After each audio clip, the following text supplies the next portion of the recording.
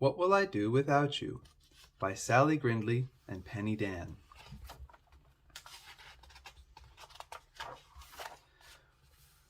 Winter was on its way. Jefferson Bear was fat, and his fur wobbled more than ever. "Shall we go for our walk?" asked Figgy Two Socks. "No time to walk, Figgy," said Jefferson Bear. "I need to eat.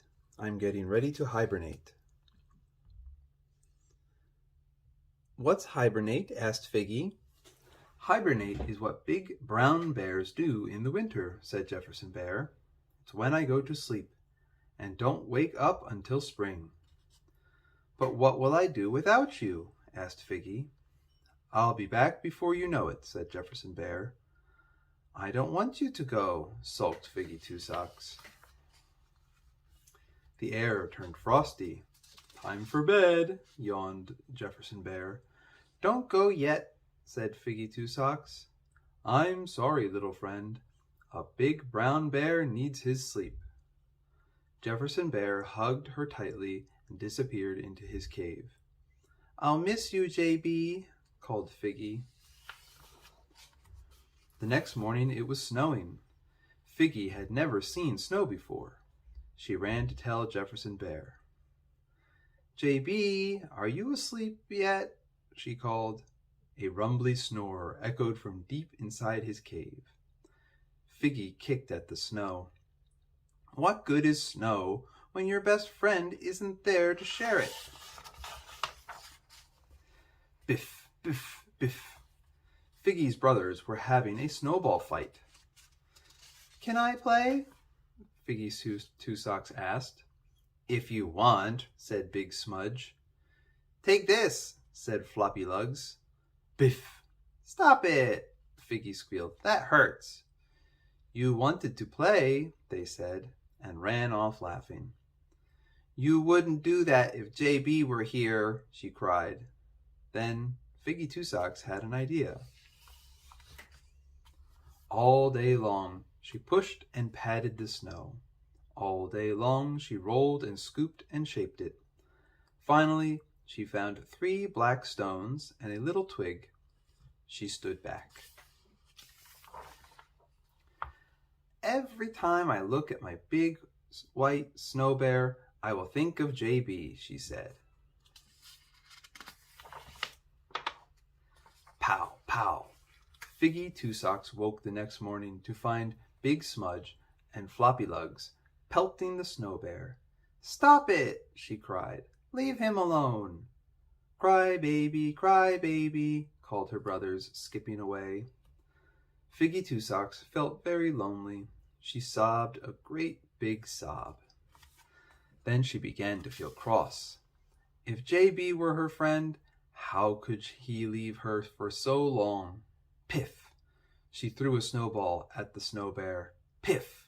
And another, and another. Piff!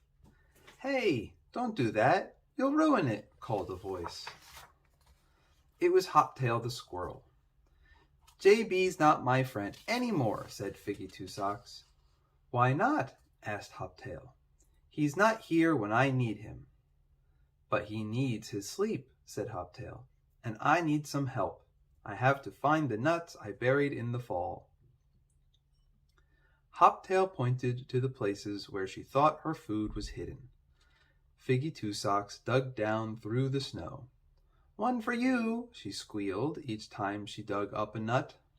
"One for me," she squealed each time she dug up a worm.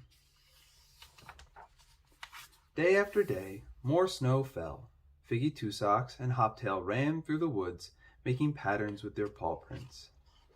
They broke off icicles and watched them melt through their paws.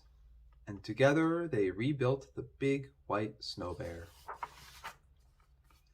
At the end of each day, Figgy Two Socks went to see the big white snow bear. "I hope JB won't mind my having another friend," she said. Little by little the days grew warmer. "The snow bear is melting," cried Figgy.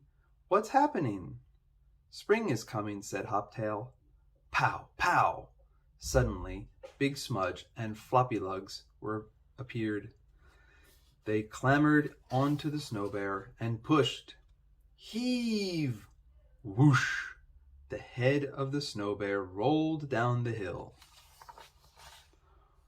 Grrr! Ouch! That hurt, growled a great big voice. Big Smudge and Floppylugs ran away.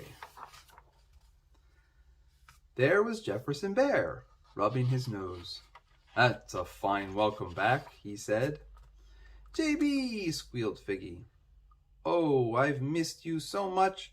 I built a snow bear to remind me of you, and I hope you don't mind. Yes, said Jefferson Bear. I've made a new friend. This is Hoptail. Jefferson Bear laughed. Slow down, Figgy. Let's all go for a walk, and you can tell me just what you did without me.